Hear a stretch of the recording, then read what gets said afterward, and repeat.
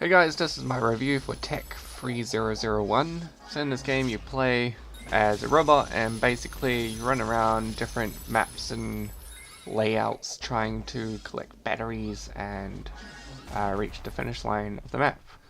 So there's like four main things that you do in this game, which are basically running on like set paths, and then you have to press the boost button when you reach a speed pad, which will increase your speed, and then you have to beat a clock to get to the end. And another mode, you have to run along lines, which are like preset paths, and you basically just press a button to switch which path you run along, and then you collect batteries and try and make it to the end, and you have to collect a certain amount of batteries.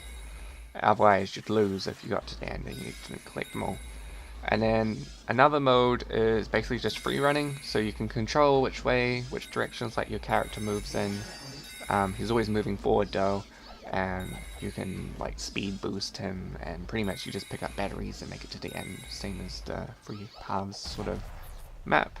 And then there's also this other thing which they add, which you can like fly. It's not really like a separate type of game, it's just something that's different in some of the matches that you can play. I mean, personally, I would have preferred if they had have added like an entire map of flying, because I thought it was kind of fun, a bit different to what else it like offers in the game. But yeah, the game is incredibly short. Like I think it takes maybe 3 or 4 hours to finish the game and the bonus stages, and have like a bit of a muck around on the free play mode.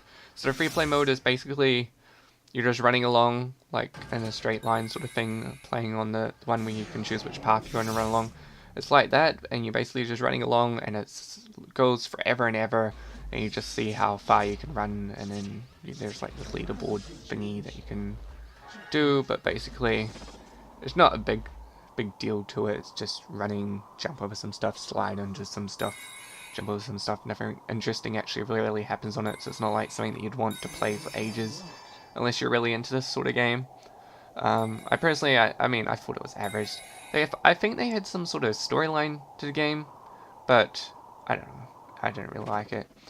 Um, if there was one, it was pretty weak. I think they just like say something at the beginning about what it is, and then at the end I think they say something about what happens to the robot that you've been playing as for ages. But I mean, it's not that interesting that you'd really get into. I think that was pretty much the entire story. So there's not a big storyline, but I mean, I guess this sort of game, there's not really a whole lot you can do when you're just running along set paths that all sort of look similar.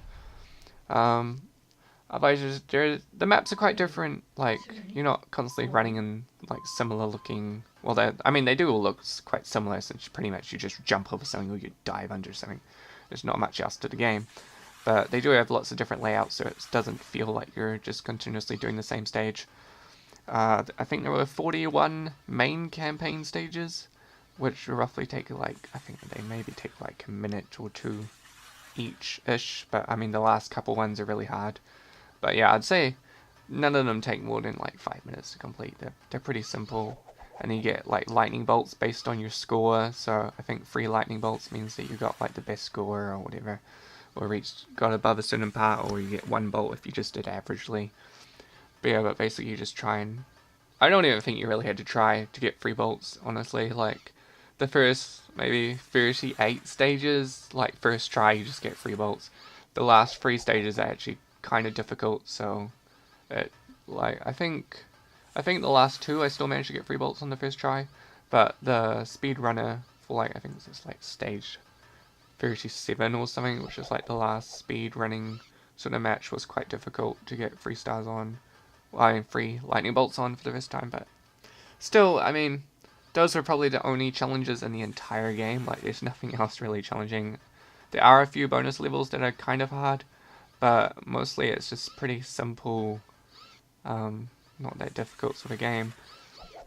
And, I mean, graphics are alright, the gameplay is alright. If you're into this, I mean, you can probably just pick one up for free on your cell phone that plays like, I wouldn't say better than this. This is, I mean, they have put effort into making this game, but I mean, there are free versions on like the App Store that you could play that would offer probably the same exact sort of thing. There's nothing really that makes it stand out compared to other games that are similar in this genre. But yeah, I mean, I still enjoyed playing it. Thought it was pretty well done. It's not so long that you kind of get bored of playing it, as they've kept it at a good level. So I'd give this a 6 out of 10. If you guys agree with this or don't agree with this, make sure to drop what you think of the game in the comments below this video. Otherwise, I'm only going to give this game a 6 out of 10. Okay guys, see ya.